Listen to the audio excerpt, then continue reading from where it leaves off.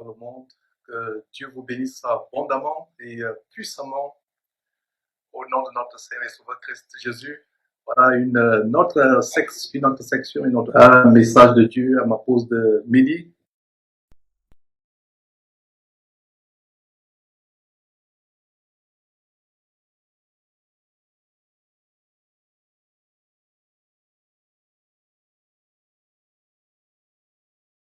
C'est vraiment une grande joie en ce lundi de l'an de grâce 2019. Nous sommes plus précisément du mois. Donc nous allons poursuivre avec nos séries de partage biblique d'encouragement, comme j'ai annoncé. Nous allons nous appesantir sur un sujet. On va voir comment le manque de foi à Dieu peut nous amener à pécher. Le manque de foi.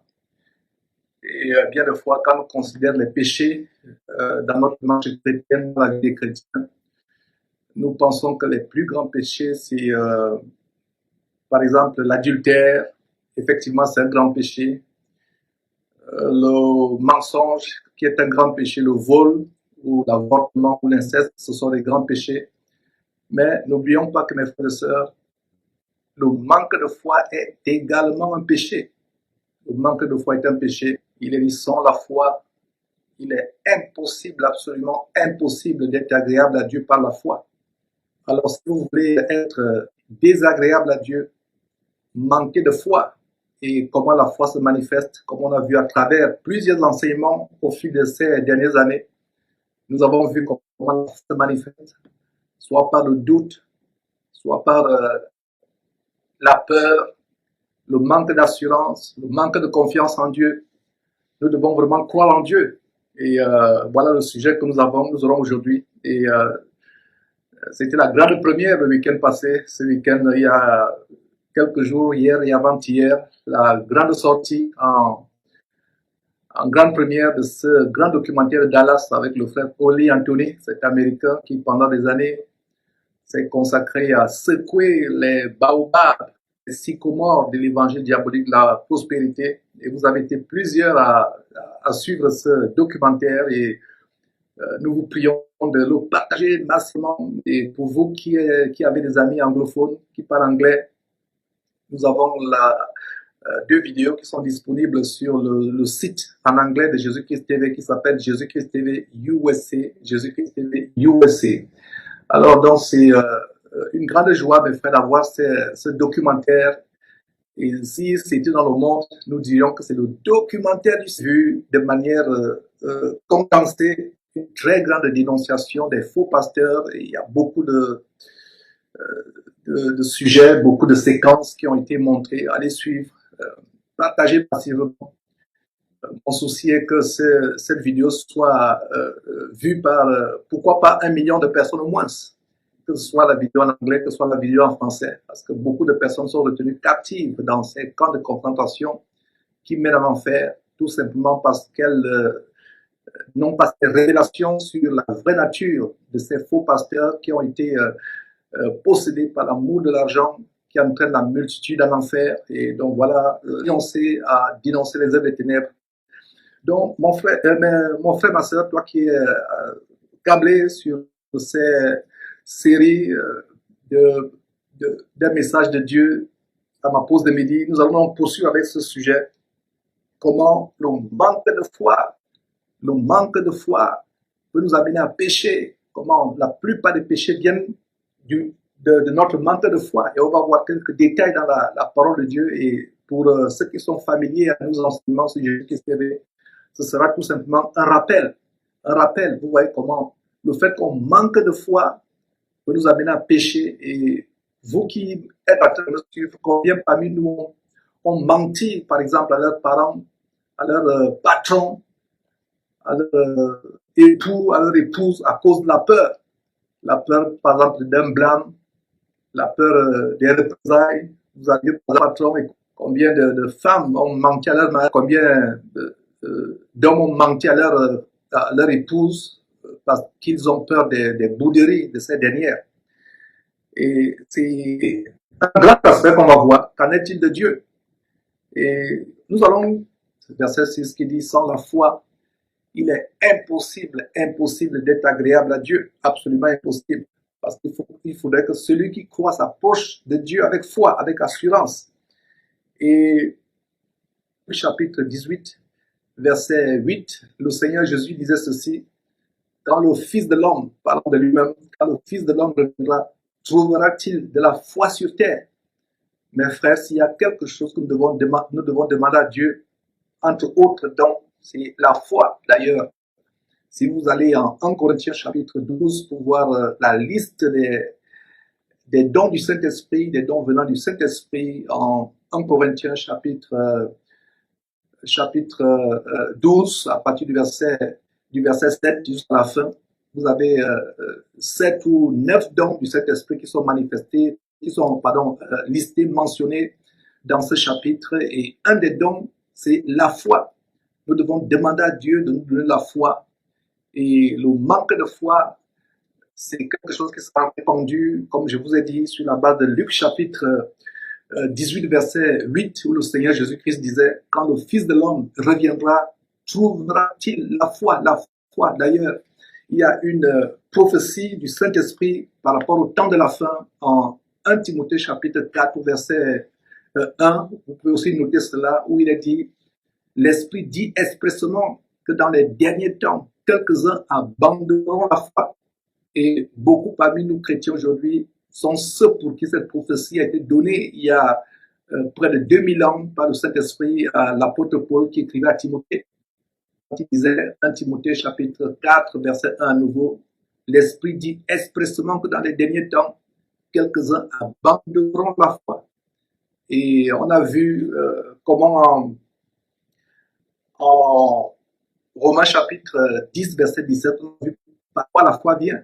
La foi vient de la parole de Dieu. La foi vient des commandements de Dieu. La foi vient de ce que Dieu nous a donné comme règle à suivre, comme précepte, comme commandement dans sa parole merveilleuse et inégalable. Voilà comment la foi vient.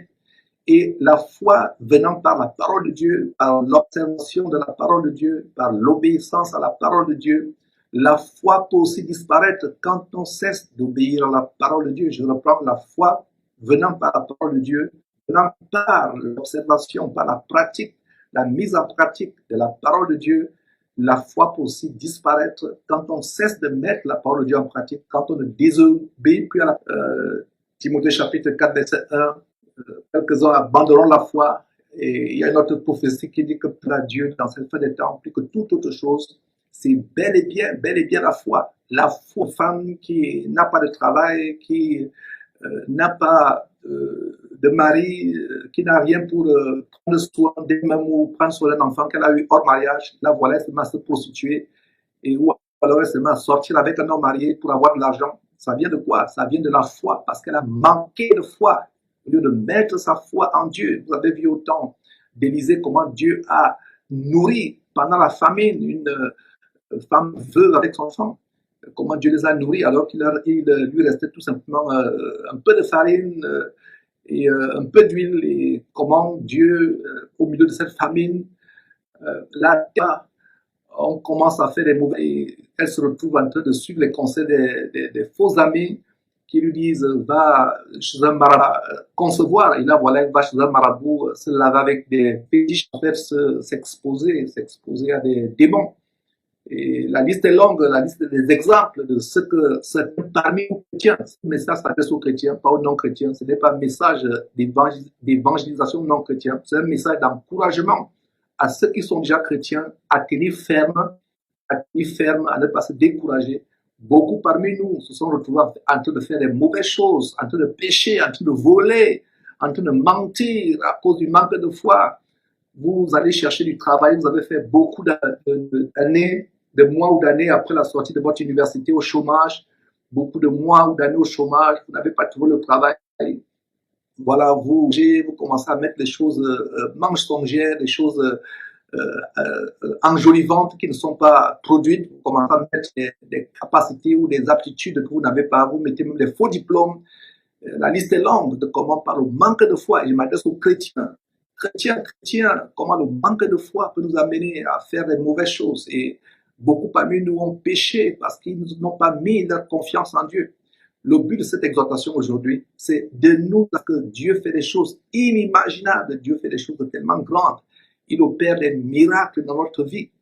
Alors voilà comment vous n'avez pas de travail, vous mentez ou vous voulez vous rendre dans un pays, peut-être un pays occidental où il y a plus d'opportunités d'emploi. Voilà comment vous mentez dans votre demande de visa, vous produisez de faux documents, etc., etc. Un enfant qui va aller dans une université étrangère qui produit de faux documents, un faux compte bancaire qui n'existe pas, et des choses, la liste est longue. Tout simplement à cause de quoi? À cause du manque de foi. Cela, je reprends, notez s'il vous plaît, que le manque de foi se manifeste par le doute, la peur et l'inquiétude, alors que la foi se manifeste par quoi? La foi se manifeste par le tout premier verset d'Hébreux chapitre 11, le chapitre que j'intitule souvent le chapitre ferme assurance. Notez très bien que la foi, c'est quoi? C'est une ferme assurance des choses pour lesquelles on prie. L'évidence qu'elle vous appartient déjà avant qu'on ne les voit.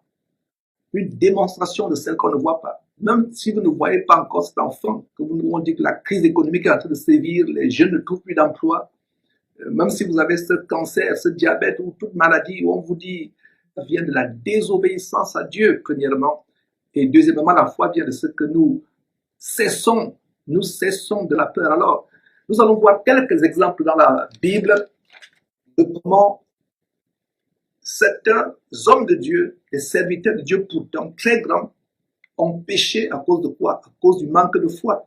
Et le premier récit, c'est en Genèse chapitre 12, et d'ailleurs on a vu le livre de Genèse, on a étudié pendant près de 10 mois une étude approfondie qui est disponible en coffret numérique d'une trentaine de sections. On a passé au pain fin le livre de Genèse, verset après verset. C'est tout simplement un rappel pour ceux qui sont familiers à nos enseignements sur Jésus-Christ TV, mais pour vous qui êtes nouveaux convertis ou qui avez à peine commencé à lire la Bible, vous pouvez ouvrir avec moi en Genèse chapitre 12.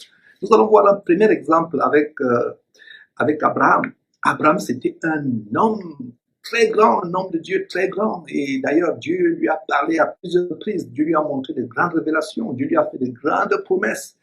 Et Dieu lui a dit, par toi, Abraham, je bénirai toute la terre. Et rappelez-vous de l'histoire du Seigneur Jésus-Christ, le pauvre Lazare qui se retrouve dans une sorte de paradis qui est le sein d'Abraham, alors que l'homme riche se retrouve dans les flammes de feu en train de souffrir. Regardez comment cet Abraham, dans le sein duquel se retrouve Lazare, le pauvre Lazare, c'est cet Abraham qui a eu des moments de faiblesse par le passé. Pourtant, il a eu des moments de faiblesse à cause de quoi? À cause du manque de foi. Et si vous lisez le récit, Genèse chapitre 12, il y a eu une très très grande famine et donc Abraham se retrouve en Égypte à cause de cette famine. Et arrivé en Égypte, qu'est-ce qui se passe? Abraham il s'appelait à l'époque Abram, et plus tard son nom sera changé à Abraham. Donc il est dit au verset 11, Genèse chapitre 12, verset 11, il est dit ceci. D'abord au verset 10, il y eut une famine dans le pays et Abraham descendit en Égypte pour y séjourner. Car la famine était comment? Était grande dans le pays.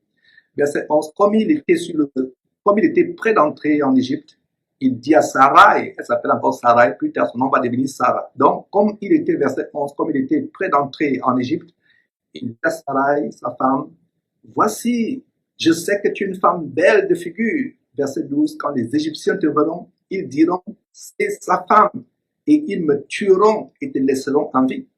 Voilà comment ce grand homme de Dieu, Abraham, qui a été rempli de peur, il a eu un moment de faiblesse, il a été rempli de peur, et nous voilà qui ment, il dit, il fait passer sa femme pour sa sœur.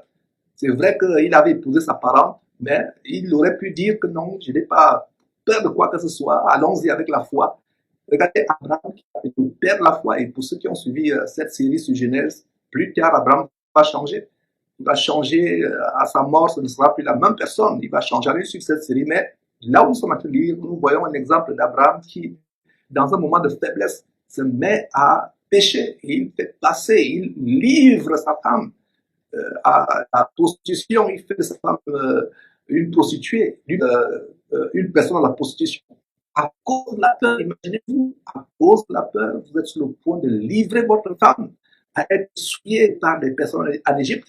Alors, verset 12 à nouveau, quand les Égyptiens te verront, ils diront, c'est sa femme, et ils me tueront et te laisseront en vie. Verset 13, le mensonge, verset 13, dis, je te prie que tu es ma sœur, afin que je sois bien traité à cause de toi, et que mon âme vive grâce à toi. Et vous voyez ce qui va se passer, comment Dieu lui-même va apparaître à Pharaon, Dieu va empêcher que les adultères, que la femme d'Abraham, Sarah, soit prostituée, soit souillée. Comment Dieu disait cela, mes frères et sœurs, c'est tout simplement résumé, c'est un premier point pour vous montrer comment Abraham a manqué de foi, comment le manque de foi entraîne le péché. Abraham, pourtant, qui marchait avec Dieu, Dieu lui avait fait de grandes promesses, comment toute sa postérité sera comme les étoiles dans le ciel, comme le sable au bord de la mer, la poussière de la terre. Il a vu des grandes choses avec Dieu, Dieu s'est manifesté puissamment à lui, mais voilà comment Abraham, dans un moment de foi, a péché. Et c'est ce qui nous arrive aujourd'hui. Dès que nous manquons de foi, mes frères et sœurs, cela se manifeste.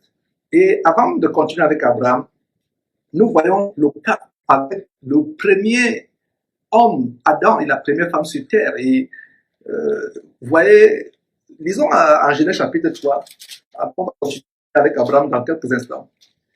C'est un rappel de Genèse pour illustrer ce sujet d'aujourd'hui, cette section d'aujourd'hui, comment le péché vient du manque de foi. Alors, Genèse chapitre 3, nous pouvons même lire à partir d'Ève, la femme d'Adam, par le serpent ancien. En fait, le diable, c'était une figure du diable, le serpent ancien dans le jardin. Alors, le serpent, verset 1, Genèse chapitre 3, verset 1, le serpent était le plus rusé de tous les animaux des champs que l'Éternel Dieu avait fait. Je me demande comment les gens peuvent aimer le serpent, une créature. Et la Bible dit que c'était un animal très rusé, le plus rusé de tous les animaux des champs que Dieu avait fait. Il dit à la femme, Dieu a-t-il réellement dit, vous ne mangerez point de tous les arbres du jardin? Et si vous lisez plus haut, vous allez voir comment Dieu avait interdit à Adam de manger l'arbre de la connaissance du bien et du mal. Adam avait ce commandement de Dieu, il avait inculqué à sa femme. Mais regardez comment le diable passe par la femme pour mettre le doute. Et une fois qu'il y a le doute, c'est qu'on ne croit plus aux promesses de Dieu. Abraham et sa femme, Ève, Adam et Ève, sa femme, savaient les bienfaits qui étaient attachés à ce grand commandement. Ils savaient qu'ils devaient vivre éternellement, qu'il réellement dit. Dieu avait-il dit, effectivement, des arbres du jardin. Regardez comment le doute étant dans la tête de la femme répond quelque chose, elle répond qui est contre le commandement de Dieu. Et verset 3, mais quant au fruit de l'arbre qui est au milieu du jardin, Dieu a dit, vous n'en mangerez point et vous ne toucherez point. Où Dieu a-t-il parlé du fruit? Dieu n'a pas parlé du fruit, Dieu a parlé, vous ne mangerez pas de l'arbre. Qu'est-ce qu'on peut manger dans l'arbre? Les écorces. Certains mangent les écorces de l'arbre, d'autres mangent les feuilles, d'autres mangent les racines, d'autres mangent les fruits. Il y a même au Canada ou aux États-Unis, on mange la sève de l'arbre, un arbre qu'on appelle l'érable, le sirop d'érable. Alors, la femme, étant confuse, étant séduite, le doute dans son cœur, dit deux choses qui sont contraires. La première chose, elle dit, nous mangeons du fruit. Et Dieu a interdit que nous mangeons du fruit. Et Dieu a interdit de ne pas toucher. Est-ce que Dieu a interdit de ne pas toucher? Pas du tout. Et si vous lisez la suite, par vous-même, elle va pécher. Elle va manger de l'arbre qui lui était défendu. Et voilà comment la mort va venir sur terre. Et elle va faire manger à son mari. Et ils connurent qu'ils étaient nus. Excusez-moi, ils connurent qu'ils étaient nus. Et ayant cousu des feuilles de figuier, ils s'en firent des ceintures. Verset 8, alors ils entendirent la voix de l'Éternel, Dieu, qui parcourait le jardin vers le soir. Et l'homme et sa femme se cachèrent loin de la face de l'Éternel, au milieu des arbres du jardin. Voilà ce qui se passe. Vous êtes déjà arrivé que vous étiez en communion avec Dieu et une fois que vous avez péché, vous n'avez pas résisté à la tentation, vous péchez, vous vous sentez tellement vide, vous vous sentez éloigné de Dieu. Vous avez l'impression que vos prières ne montent plus vers Dieu. C'est ce qui se passe quand on pêche. Vous fuyez de la face de Dieu. Peut-être ça ne se passe pas physiquement, mais ça se passe émotionnellement. C'est le cas de Jonas aussi. Voilà notre exemple de Jonas qui fuyait de la face de Dieu. Vous pouvez lire ça en Jonas chapitre 1. D'ailleurs, on a aussi fait une très grande étude du livre de Genèse, comment Jonas fuyait de la face de Dieu, parce qu'il ne voulait pas la Ninive. Il a désobéi à Dieu, il fuyait. Et voilà ce qui se passe quand on désobéit à Dieu, soit par la peur, soit par le doute, soit par la crainte des hommes qu'on se fait pécher. Mes frères et sœurs, demandez à Dieu de mettre, demandons à Dieu, pas demander, demandons à Dieu, à nous tous, moi y compris, de mettre la foi dans notre cœur devant n'importe quelle situation. La crainte des hommes est un piège. Si vous êtes confronté à votre patron et vous pensez que si vous lui dites la vérité, vous allez perdre votre travail, mon ami, mon frère, ma soeur, dis-lui la vérité.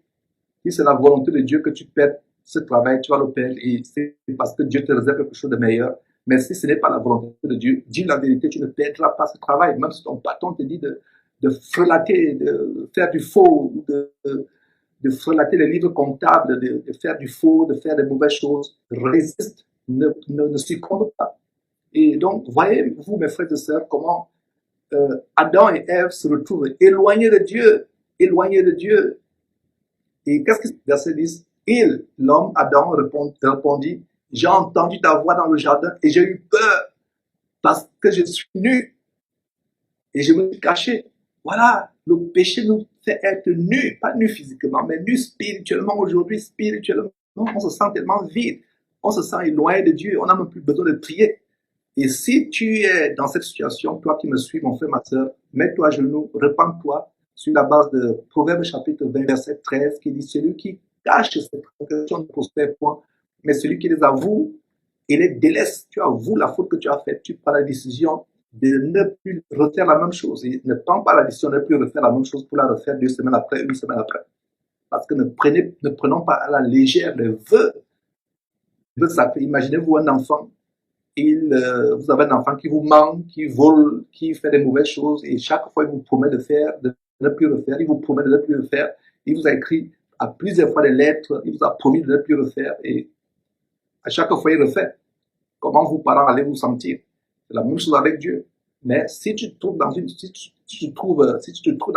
où tu as péché et tu te sens tellement éloigné de Dieu, vide et nu, prends la résolution de résister au diable pour qu'il fuit loin de vous. Donc voilà par exemple un exemple, mes frères, comment Adam et Ève sont sentis nus. Et qu'est-ce qu'Adam dit? Il a eu peur. La peur vient du fait qu'on n'a plus la confiance en Dieu. Et quand on cesse de mettre la parole de Dieu en pratique, quand on cesse d'obéir au commandement de Dieu, quand on cesse de mettre notre confiance en Dieu, la peur, cela produit la peur. Et nous avons aussi un autre exemple, toujours dans le chapitre 12, et il va encore pécher, faire la même chose. La femme Sarah pour sa sœur, comme s'il n'était pas marié, voilà le mensonge, pour la livrer à la prostitution. Voilà notre aspect, comment Abraham a eu peur, où il a livré sa femme. Et on a le cas aussi d'Isaac. Notez, lisez ça par vous-même, Genèse chapitre 27, verset 7, comment Isaac, le fils d'Abraham, plus tard, lui aussi, va faire passer sa femme Rebecca pour sa sœur, parce qu'il avait peur que les gens d'Abimelech le tuent, parce que sa femme Rebecca était autant belle que Sarah. Et nous avons aussi vu le cas dans les Saphira. On mentit à l'église de Dieu. En fait, ce n'est pas l'église de Dieu qu'ils ont menti comme Pierre l'a confronté. C'est au Saint-Esprit. Et ils ont été frappés de mort tour à tour. Ils ont menti à cause de quoi? À cause de la peur de l'avenir. Ils ont pourtant vendu la propriété. Et sans avertir à qui que ce soit, ils avaient peut-être peur de ce que devait être l'avenir, peut-être des moments difficiles. Vous voyez comment le manque de foi, le manque d'assurance nous amène à pécher. Donc, mon frère, ne te soucie pas de l'avenir, ne te soucie pas du lendemain. Vraiment, beaucoup de personnes, beaucoup de chrétiens, parmi nous qui sommes en train de suivre cette émission, on fait les mauvaises choses à cause du manque de foi. La peur surgit, on commence à faire les mauvaises choses parce qu'on a peur, on commence à perdre la foi, on commence à mentir, on commence à voler, on commence à tricher du faux parce qu'on manque de foi. Quand on a l'assurance en Dieu, la confiance en Dieu, nous n'allons pas manquer de foi. Et on a aussi le cas de Pierre en Galates chapitre 2, voilà, Pierre a eu peur des circoncis, des juifs, au point où il a fait preuve. On a vu l'exemple de Jonas qui fuit de la face de l'Éternel, il ne voulait pas obéir à Dieu. On a vu le cas d'Abraham, des grands hommes de Dieu, Jonas, Abraham, Isaac, des grands hommes de Dieu. Même au niveau du Nouveau Testament, on voit le cas de Pierre. Pierre qui pêche, il se retrouve en train de pécher, comme on peut lire en Galates. Vous avez 1 Corinthiens, 2 Corinthiens, Galates au chapitre 2, versets 11 à 12, et vous pouvez lire vous-même comment Pierre est publiquement confronté par Paul. Et aujourd'hui, quand on va confronter un faux pasteur, d'ailleurs, qui ne sont pas des falloirs de Dieu, regardez quelqu'un qui a marché avec Jésus-Christ. Pierre, qui a marché avec Jésus-Christ. Mais qu'est-ce qui arrive? Et on peut lire rapidement avant de conclure cette section d'aujourd'hui, Galates chapitre 2, verset 11 à 12. Qu'est-ce que nous pouvons lire? Je n'y suis pas encore. Il faut que je tourne une page. Voilà, verset 11 à 12. Il a dit quoi? Mais lorsque Céphas, verset 11, Galates chapitre 2, verset 11, mais lorsque Céphas vint à Antioche, je lui résistais en face parce qu'il était répréhensible. C'est Paul qui parle. Qui était répréhensible? C'est-à-dire blâmable. Pierre, encore appelé Céphas. En effet, verset 12, avant l'arrivée de quelques personnes envoyées par Jacques, il mangeait avec les païens, et quand il fut venu, il s'esquiva et se tint à l'écart par crainte de circoncis. Vous voyez comment la crainte, il y a un verset en Proverbe qui dit la crainte des hommes tend un piège. La crainte que Pierre avait des circoncis, des frères circoncis qui allaient le juger parce qu'il mangeait avec les croyants convertis non juifs de naissance. Et il ne comprenait pas encore, ni Pierre, ni ses autres frères convertis juifs, ne comprenaient pas qu'en Christ Jésus, il n'y a plus ni grec, ni juif, ni africain, ni européen. Quand on est en Christ, nous coutumes manger avec tel, faire ceci avant de manger, observer les traditions des hommes, ça n'existe plus. Voilà comment, à cause de la peur qu'on a, qui avait des circoncis, ça dit que des frères juifs, quand vous lisez circoncis, ça dit que les frères juifs de naissance, il a eu peur. Il s'est esquivé.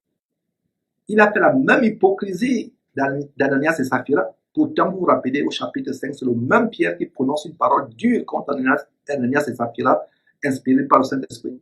Et plus tard, c'est lui-même qui tombe dans cette même hypocrisie. Une même hypocrisie. À cause de quoi? À cause du manque de confiance en Dieu. Qu'est-ce que c'est les hommes? Et c'est le même Pierre qui sera persécuté, qui sera tribulé, qui va mettre sa confiance en Dieu.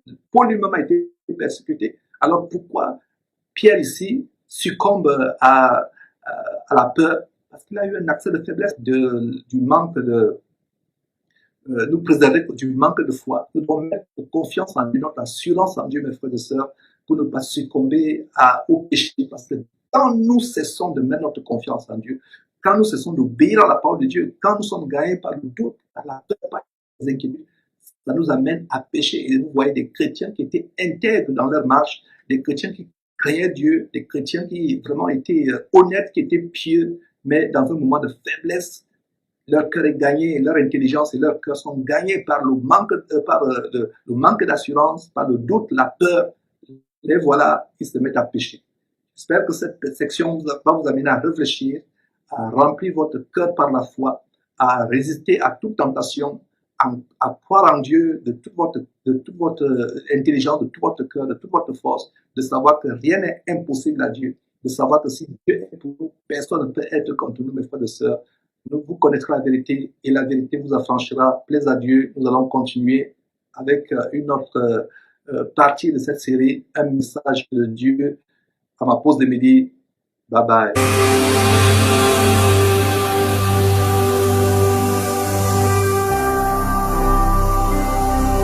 Jésus-Christ TV, vous connaîtrez la vérité et la vérité vous affranchira.